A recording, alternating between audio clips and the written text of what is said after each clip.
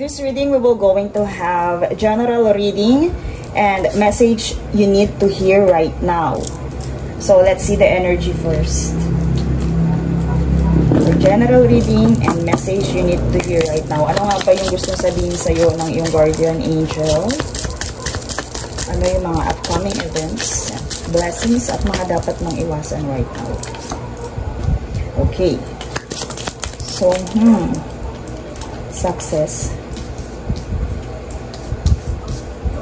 desire, ambition, the snake. Oh, laging lumilitaw. Okay, so most of dito yung energy dito, dominant energy dito is maraming nakatingin sa'yo. Maraming sabihin natin, I see na ang daming nakatutok about your gifts, about your success. So, others might feel na napaka-intriguing kung bakit ka naging successful. No, kung bakit ka naging successful. So, huwag kang mag-alala because you are protected right now. Kagaya ng mga sinasabi ko sa ibang reading ko, basta lumitaw itong card na to, ito yung guardian angel ninyo. And hindi nila gusto yung ginagawa sa inyo ng ibang tao. I also see na pati itong, sabihin natin itong snake na to, pati yung the way na protected ka, masyado nilang iniintriga. Kasi nakatingin siya dito, tingnan nyo kung paano sila magtinginan. So, kung makikita natin na pati yung the way na kung paano ka nakakaligtas sa kanilang mga patibong, kung paano ka pinoprotekta ng angels and guides mo, ay iniintriga nila. Okay? So, ikaw, kumbaga, I feel na you happily enjoy what you have. Kumbaga yung mga gifts sa'yo. Masaya ka eh. Masaya ka na, meron kang peace of mind. Pero sa kabila niyan, merong nag-i-initiate ng usok para pag-usapan ka. Meron nag-i-initiate ng usok para pag-usapan ka, yung family mo, yung roots mo, yung angkan mo. I strongly feel that na masyado kasi silang naiintriga sa'yo. So, maybe most of my collectives are, sabihin natin na they are well connected pagdating sa kanilang guardian angel. Okay? So, kasi ang nakatutok na sila dito eh, the way kung paano ka maging protected. So, don't worry kasi hindi yan gusto ng iyong ancestors, ng spirit guides, ng guardian angel mo. Alam nila kung paano bibigyan ng leksyon itong mga to. Look. Alam nila kung paano yan bibigyan ng leksyon. Alam niyo ba yung nagtrend dati na yung pag umiyak ka ng sobra ng dahil sa mga taong wala ka namang atraso or masyado nagkukos sa'yo ng pain, yung ibinulong mo yon or isinumbong mo kay God or kung sino man yung ina-address mo na guardian angel, naririnig nila yon. At ito, dapat silang matakot kasi nandyan ang justice.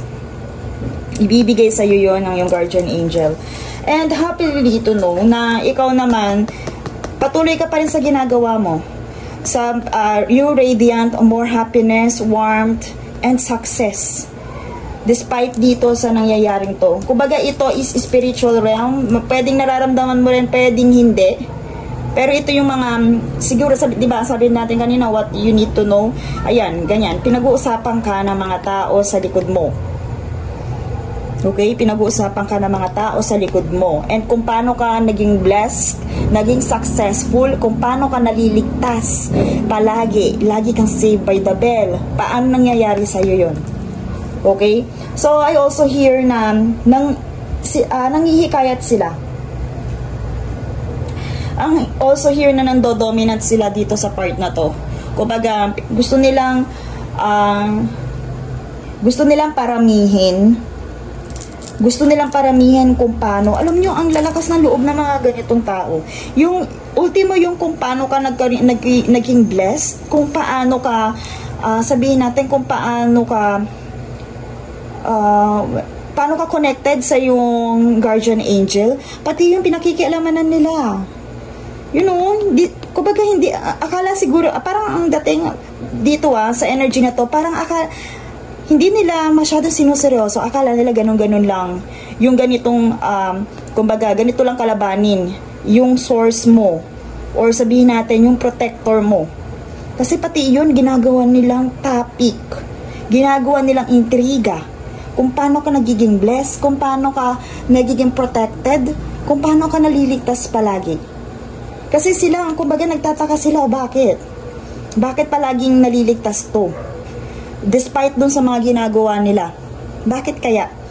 So, masyado na nilang, sabi natin, malalim na masyado na silang walang magawa sa buhay at intrigahin pa pati yung belief system mo. Okay? So, don't worry dyan sa mga nalaman mo. Basta patuloy mo lang i-radiate, patuloy lang ikaw maging radiant pagdating sa iyong happiness. Patuloy ka lang din sa mga ginagawa mo. Kasi nandyan yung success and peace of mind. Look kung paano itong araw na to na nakakasilaw pero tingnan mo, punong-puno ng peace sa kanyang mga mukha, di ba? Okay, so let's see. Ginagalit nila yung iyong source, yung iyong higher source. Masyado sila, parang kumbaga pinaglalaruan na lang, parang akala nila laro-laro na lang itong guidance na meron ka. Pero sa nakikita ko, wala kang pakialam sa mga taong to Wala kang pakialam sa kanila. Kaya ikaw ngayon, ito, dito siya nakatingin sa iyo kung paano ka naging. I also hear na, sabihin natin na itong guidance na iniisip din nila or sabihin natin pinagkakalat nila na galing sa black magic yung iyong luck and success. I also hear that. Kasi pinupunteriya na nila yung source mo yung protector mo.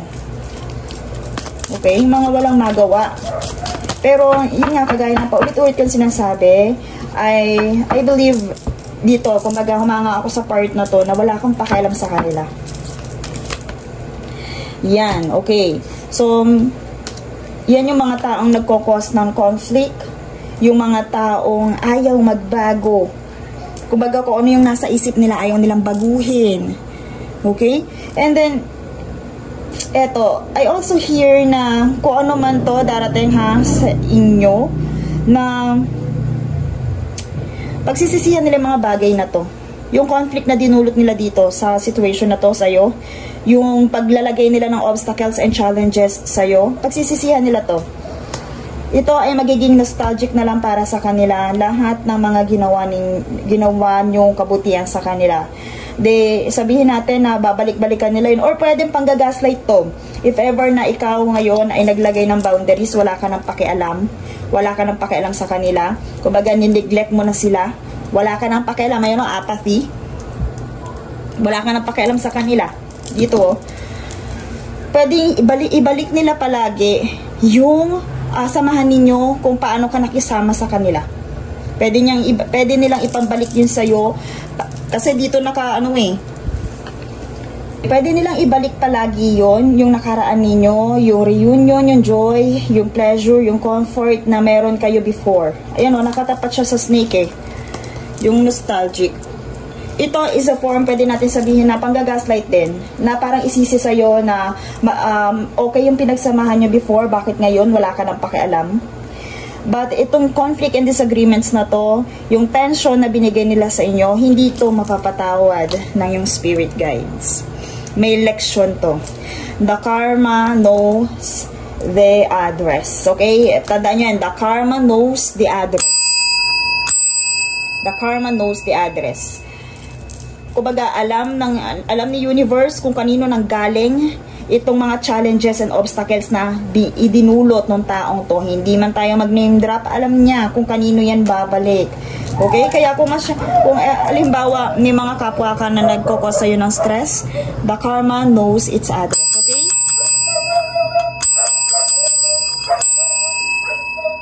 Okay, let's see.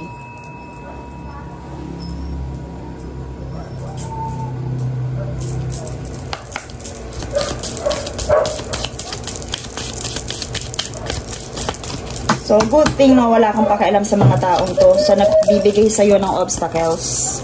Kasi hindi naman talaga sila kailangan pansinin. Okay. Balance. If ever na masyado kang busy right now, balance your energy. Ayan. I-balance ang energy sa mga bagay-bagay. Okay, don't forget to have, sabi natin, communication with your spirit guides. Kasi right now talaga you are highly protected. Merong nakaabang sa'yo na mga, sabi natin, betrayal and deception.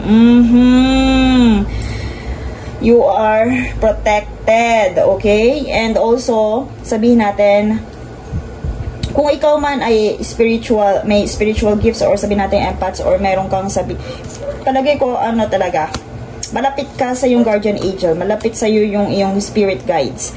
And right now, mas pinalakas, mas binibigyan kanila ng blessings, more and more power to protect yourself from these people na mga masyadong maintriga pati sa mga blessings mo, kung paano ka nagkakaroon ng blessings. Okay, let's see.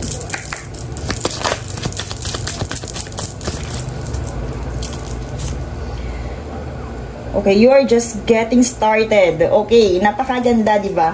Sabi ko sa iyo, napaka-vibrant ng energy na to, pero you are just blossoming. Merong mga paparating na good thing pa. Right now, kung ikaw ay highly protected, yun ang blessings mo, meron pang magandang paparating sa iyo. You have so many, so have patience with yourself and the process. Huwag kang masyadong mainip, di ba? Kumbaga, right now, hindi mo pa nakikita masyado. Pero, alam mo, yung being protected, anong blessings na yun sa'yo. Kaya ka kinaiingitan, kaya ka nalalapitan ng mga ganong klaseng tao, kasi you are protected. Nararadar nila yun. Keep your unwavering thoughts, feelings, and actions. So, you have to focus on your target. So, focus intentions. I feel na medyo magulo ang isipan mo right now. Marami kang gustong gawin, marami kang gustong i-create, marami kang power. So, totoo lang, hati-hati nga lang siya. Marami kang power at energy, kaya lang hati-hati siya. You have to focus your intention. One at the time, okay? One at the time. Wag mong, kumbaga, wag masyadong marami. Okay? One at the time ang paggamit ng iyong energy, kasi baka ma-drain ka. So, you have to focus your intention kung ano man yung gusto mong gawin. Maybe, pwede kang gumamit ng to-do list para maisa-isa mo yun. Kasi, marami kang energy pero ang dami mo rin gustong gawin. Ayan. So, unahin, i-prioritize yung passion. Kung ano yung nagbibigay sa'yo ng happiness. Okay?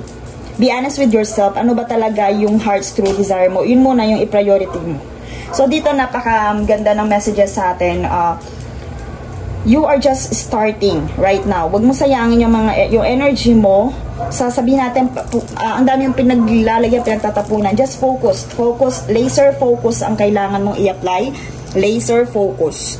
Okay? And i-priority mo, ito ay gift sa iyo ng yung spirit guides. Yung passion, yung kung ano yung, sabihin natin, yung nag-enjoy kang gawin. Kung ano yung nag-enjoy kang gawin. And for kung sa mga nagtataka kung sabihin natin yung masyadong busy ang life and hindi nila sabihin natin nararamdaman na kino-communicate na sila ng kanilang spirit guides. Okay, so every time you see rabbit, now is the lucky time, so you have to start. Okay, focus your intention. Now is the lucky time. Now is a lucky time. Focus your intention. Okay? Focus your intention. Ngayon, kabaga, di ba blossoming? Ito na yung era mo. Okay? Nafe-feel mo ba? Ito yung era mo. Now is a lucky time. You are getting started. So, you have to learn to focus your energy. And after nyan, na matutunan mo i-focus ang iyong energy, you will going to speed up. Eto, you will going to speed up hanggang sa, alam mo yun, the more na nag-enjoy ka and may focus ka sa isang bagay, mas maa-accomplish mong mabuti. Okay? Mas maa-accomplish mong mabuti.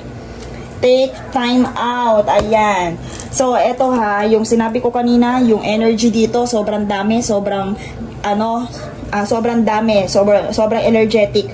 Pero, still, your angels and guides, napaka-nurturer ng iyong angels and guides. once you see this video, I highly recommend na mag-ano ka ng candle. Mag-open ka ng candle and pray for them, okay? Kasi napaka-sweet nila. Ang sweet-sweet ng guardian angel mo. Take time. Take time out, magpahinga ka rin, okay? So, kahit nasabihin natin nag-enjoy ka dyan, kumbaga, nurture yourself and take time to time out. Okay. So, let's see their final advice for self-care. Kasi, ayaw kanilang na-exhaust. Alagang-alaga ka.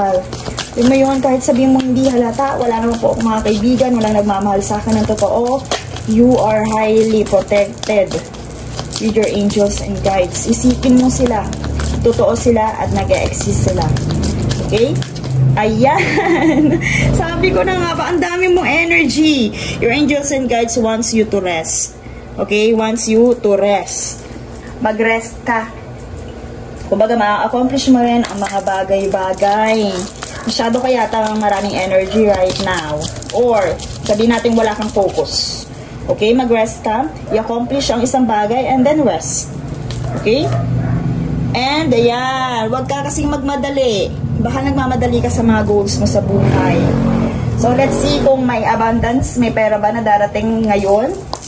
May upcoming ba na darating? Ano yung upcoming na darating sa'yo right now? Bukod doon sa blessings ng protections mo, bukod doon sa sabihin natin message ng iyong spirit guides. Okay, passion talaga. Energy, you are highly, sabihin natin, energy pa rin.